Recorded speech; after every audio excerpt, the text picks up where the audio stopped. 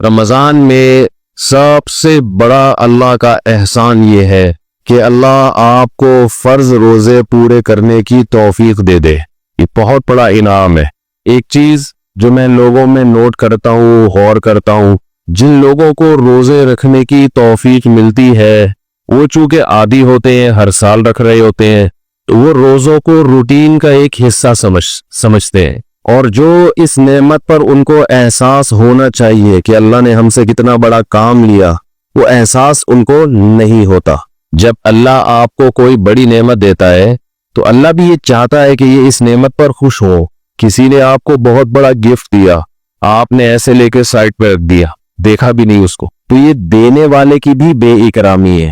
تو جیسے اللہ یہ چاہتے ہیں کہ لوگ گناہوں پہ خوف زدہ ہو، گناہ کر کے ندامت ہو، جرم کا احساس ہو، اسی طرح اللہ یہ چاہتے ہیں کہ نیکی کر کے ان میں شکر کا جذبہ پیدا ہو، خوشی محسوس ہو.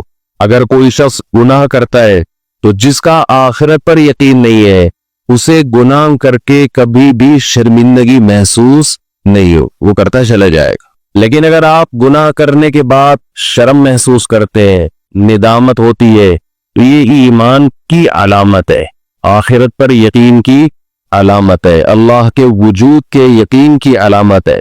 بالکل اسی طرح اگر نیکی کر کے خوشی محسوس ہوتی ہے تو یہ بھی ایمان کی علامت ہے، خوشی کی، یہ بھی آخرت پر یقین کی علامت ہے. اور اس کا ایک دنیا میں فائدہ یہ ہوتا ہے کہ اس سے مزید نیکی کی توفیق ملتی ہے.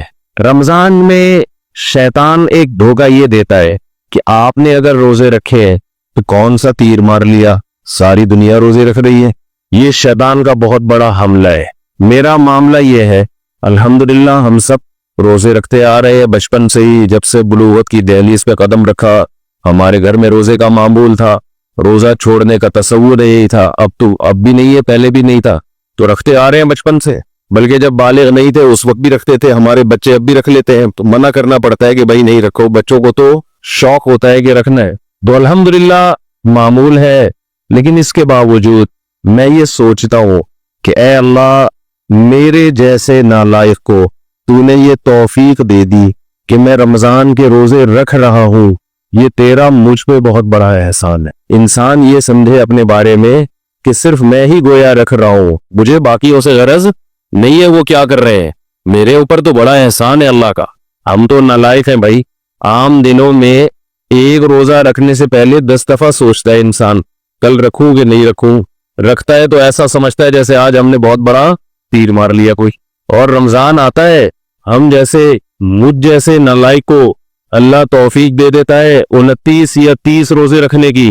30 کی تو 15 سال ہو گئے، کوئی رپورٹ ہے ہی نہیں، 29 ہی ہوتے ہیں پاکستان میں. 29 روزے رکھنے کی اللہ ہم جیسے نالائقوں کو توفیق دے دے. تو بھائی میں تو اپنا معاملہ اللہ سے دیکھتا ہوں کہ مجھ سے تو نے اتنی بڑی نیکی کروا لی. مجھے کیا پتا بھائی قدیر بھائی کیا کر رہے ہیں، شاکر بھائی کیا کر رہے ہیں، رفیع بھائی ہیں، یہ تو روزہ رکھ کے پتہ ہی فرق ہی نہیں پڑتا ماشاءاللہ.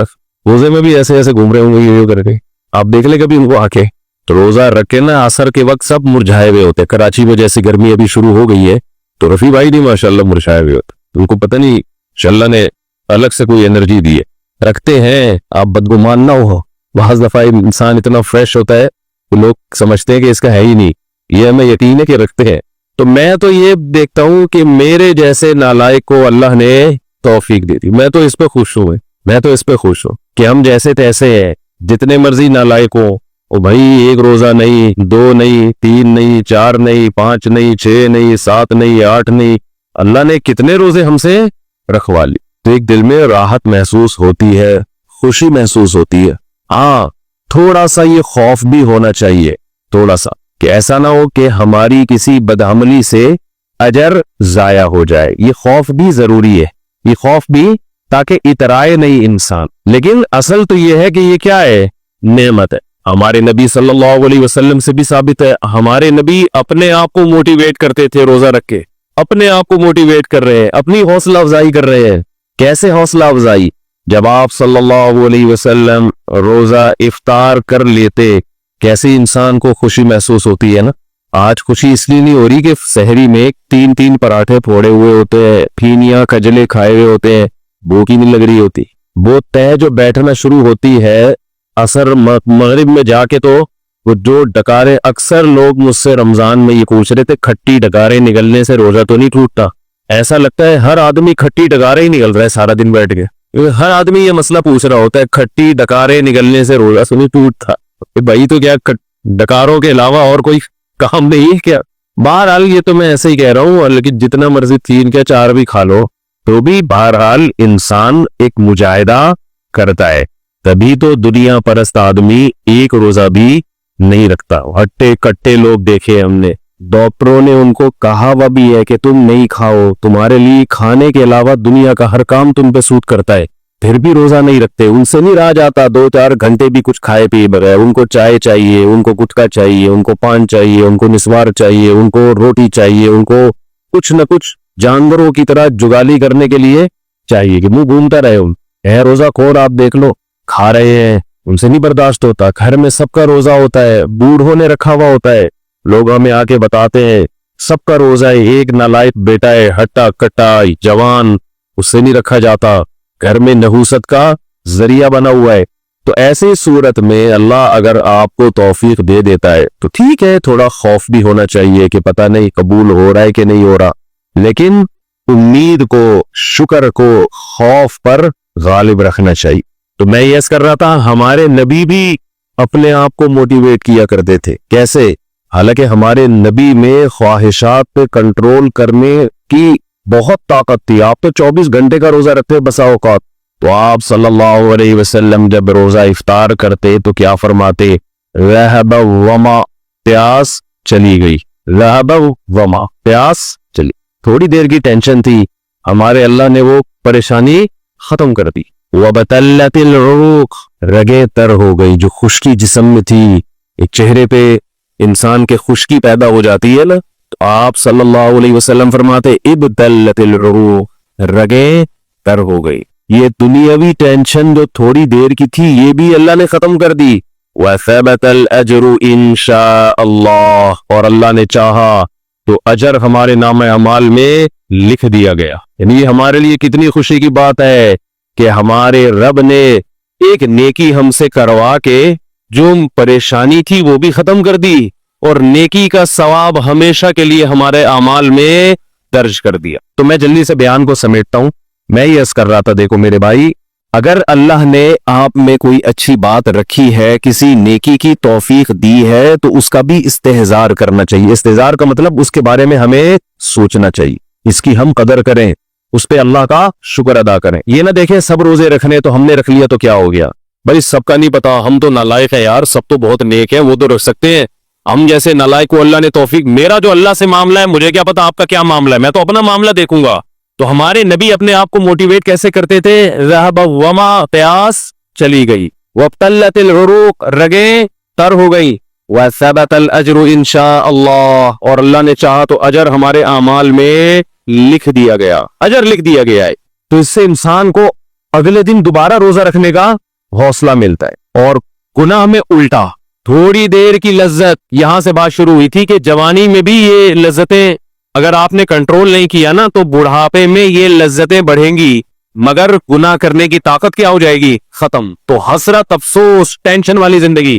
تو اس لیے جوانی میں اپنے آپ کو نیکی کا عادی بنا لو، اس سے بڑھاپا بڑا خاندانی گزرے گا، اللہ اللہ کی بڑھاپے میں توفیق ملے گی۔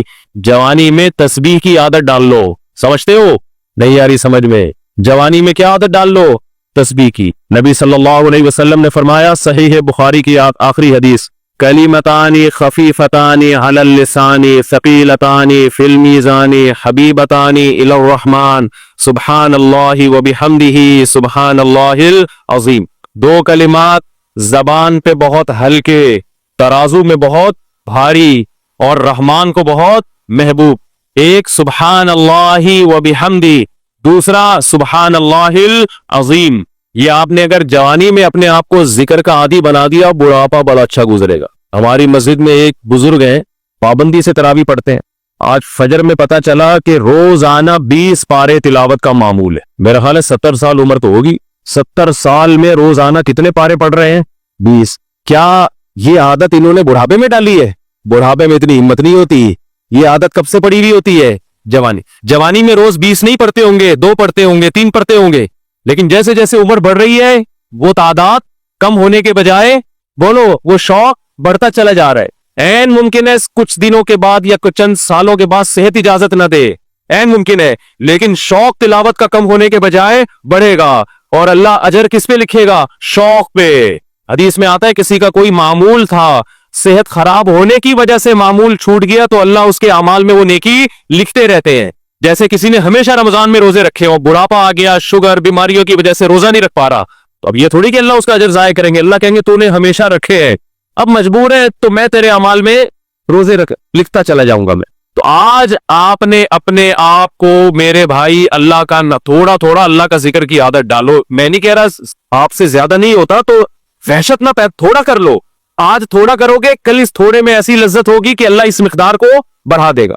हदीस में आता है सुभान अल्लाहि वल्हम्दुलिल्लाहि वला इलाहा इल्लल्लाहु वल्लाहु अकबर, ये कलिमात अहब्बु इलल्लाहि मिम्मा तलअतिश शम्स औ कमा क़ाल सल्लल्लाहु अलैहि वसल्लम। सूरज जिन चीजों पे तुलू होता है, जाहिर है सूरज तो पूरी दुनिया पे तुलू होता है, उन तमाम चीजों में अल्लाह को सबसे ज्यादा महबूब ये कलिमात है। और देखो इसमें अल्लाह का कोई फायदा नहीं है, अल्लाह की आप हमदो सना करें, अल्लाह का कोई फायदा नहीं है।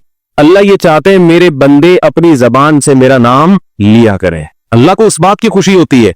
हमारे हजरत एक शेर पढ़ा करते थे, ये जो अहलुल्लाह होते हैं ना इनको जिक्र की बड़ी आदत पड़ जाती है, बार बार अल्लाह का नाम लेते लेते ना, शुरू में तो इंसान को आदत नहीं होती, जब नाम लेता है बार बार जिक्र, तो फिर उसका टाइम अल्लाह के जिक्र के बगैर पास नहीं होता, फिर उसको एक कमी महसूस होती है। किसी को चाय की आदत पड़ जाए, चरस की आदत पड़ जाए, सिगरेट की आदत पड़ जाए, नहीं मिले तो तड़पता है ना। तो जिसको जिक्र की आदत पड़ती है ना, उसको जब जिक्र का टाइम ना मिले तो उसका दिल परेशान होता है, उसको अल्लाह के नाम में एक चस्का आने लगता है। लेकिन ये पहले दिन नहीं होगा, आदत डालनी पड़ेगी। तो रोज आना इसका मामूल बना ले, 100 दफा सुबह 100 दफा शाम तस्बीह का मामूल बना ले। इससे क्या होगा, अभी शायद दिल न लगे आपका, लेकिन जैसे जैसे उम्र बढ़ेगी अल्लाह के नाम का चस्का लगना शुरू हो। बुढ़ापा बहुत अच्छा गुजरेगा, अल्लाह को याद करके गुजरे। खोपड़ी शरीफ में बात आ रही है कि नहीं आई? और अगर हर वक्त दुनिया के तस्करे करते रहे ना, हर वक्त वीडियो गेम लेके बैठे हैं, पबजी खेल रहे हैं, सांप वाला, अब तो सांप वाला खत्म हो गया, अब आ रहा है सांप वाला। नोकिया में आता था सांप, लंबा होता जा रहा है, उसको पता नहीं फजूल टाइम वेस्ट कर रहे हो। हम परेशान होते यार, हमारे पास कामों को निपटाने का टाइम नहीं मिलता। हम तो चाह रहे काश ये दिन 24 घंटे के बजाय 48 घंटे का हो जाए।